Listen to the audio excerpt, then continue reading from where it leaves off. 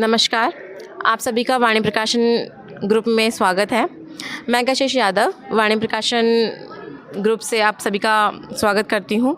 आज हमारे साथ गीताश्री मैम मौजूद हैं।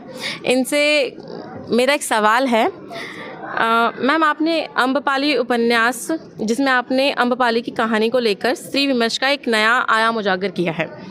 अम्बपाली भारत और विश्व की पहली स्त्रीवादी नागरिक थी, जिसने वैशाली के गणतंत्र में अपनी भूमिका निभाई और वैराग्य और आत्ममुक्ति की शिक्षा दी। आपने इतिहास से ऐसी स्त्री के बारे में लिखा जो किसी रजवाड़े से नहीं थी, जिसको समाज में दोयम तियम दर्जे का माना जाता था। आपने यह पुस्तक लिखने के लिए स्रोत कहाँ से एकत्रित किए, मैं ये जानना चाहती हूँ आपसे। नमस्कार सभी पाठकों का, लेखकों का और वाणी प्रकाशन का धन्यवाद कि मेरी अम्बपाली किताब प्रकाशित भी की, उसे बहुत महत्व दिया और उस पर बात भी हम कर रहे हैं। देखिए, अम्बपाली मैं पकड़ लूँ इसे। अम्बपाली पर आपने सवाल के दौरान ही बहुत कुछ बता दिया अम्बपाली के बारे में, तो वो सारा रिपीट नहीं करूँगी मैं। लेकिन जहाँ तक स्रोत की बात है, बहुत कम लोगों को पता होगा या पता होगा कि मैं उसी ज़िले से हूँ, वैशाली।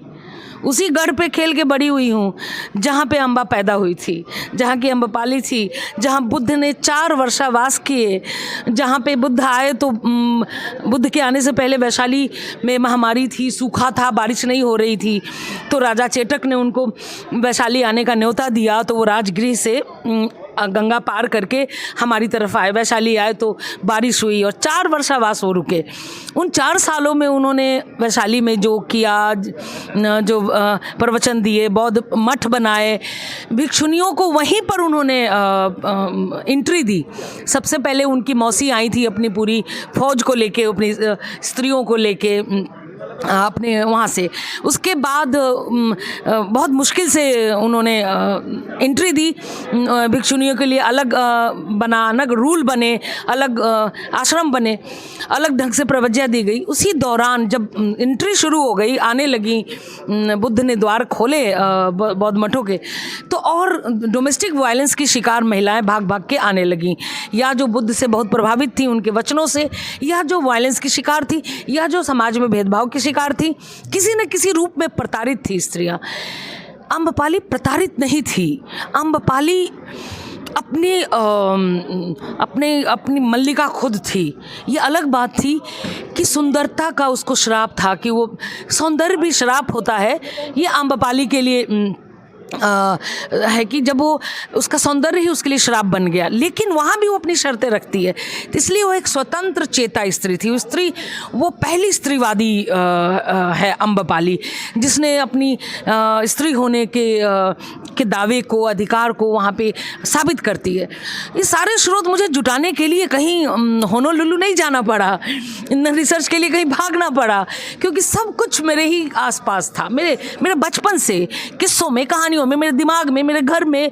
क्योंकि हम लोग का बचपन ही बीता है कि हम लोग लिच्छवी गणराज्य से हैं और हमारे ये गढ़ है, यहीं पे अम्बा, अभी भी स्तूप है, सब कुछ है वहाँ पे।